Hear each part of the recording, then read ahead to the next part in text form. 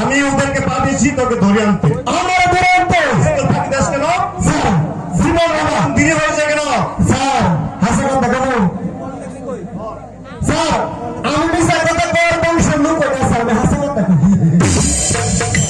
তাহলে হলেন স্যার আমি স্কুলে আসার পথে ওই যে আমাদের বাড়ির ওই যে পাশে রমানন্দ আছে না রমানন্দ? হ্যাঁ ওনার স্ত্রী লীলাবতী। এই লীলাবতী আমার দেখে কইতে আছে বাবা মদন ও বাবা মদন আমি বললাম কি হয়েছে মশা আমার ডাকছেন কেন? বাবা মদন আমাদের বাড়ির পাশে একটা তেঁতুল গাছ আছে আমি ডাল পাক করবো তো তাই তেঁতুলের টক দেওয়ার জন্য একটা তেঁতুল করে দিবি বাবা। আমি বললাম আগে মাসিমা আপনি আমার নিজের আপনার লোক আপনার দেখলে আমার কেমন যেতে মানজানি করে তাই সাথে তেঁতুল করে দিতে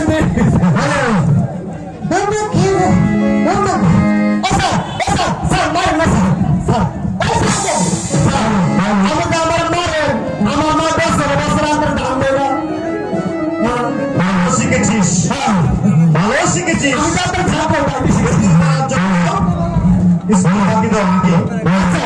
আমি এই বংশ বলোই না স্যার।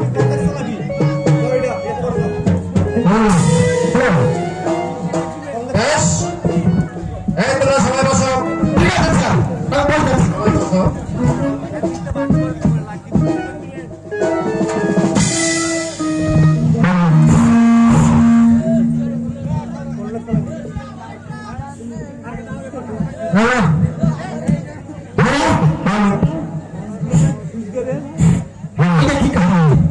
মাস্টার মশাই কি স্কুলে আছেন? আমি স্কুলে আছি। একই মহারাজ প্রণাম, বসুন, আসুন বরণ করুন মহারাজ। মাস্টার মশাই আমি নষ্ট আছি আমি সবাইকে দেখতে পাচ্ছি প্রেমকুমারকে দেখতে পাচ্ছি।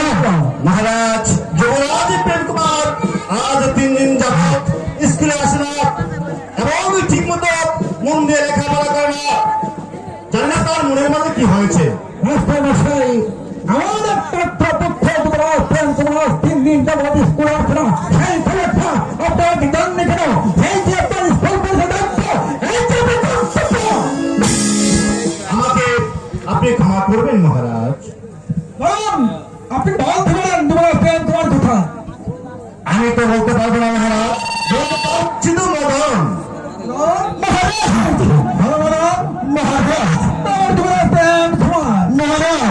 আমার বলতে যে বড় ভয় করছে মহারাজ।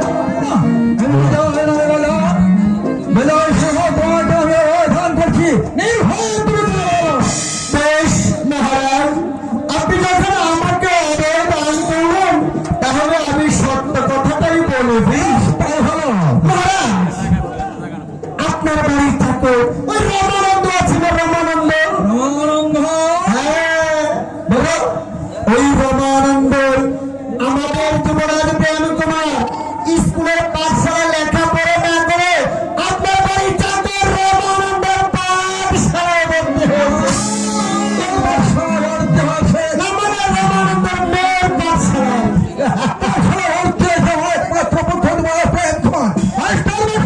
মহারাজ আমি যুবরাজ প্রেম কুমারকে দিয়েছিলাম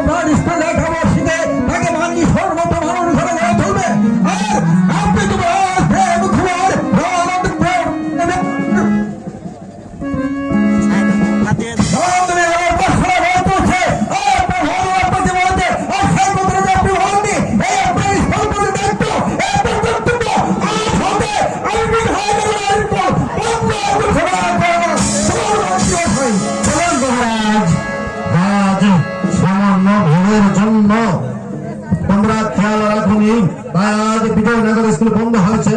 বেশ, আমার মন চাচ্ছে না তোমাদের মুখ দেখতে এই মুহূর্তে। এই দুষ্ট, আর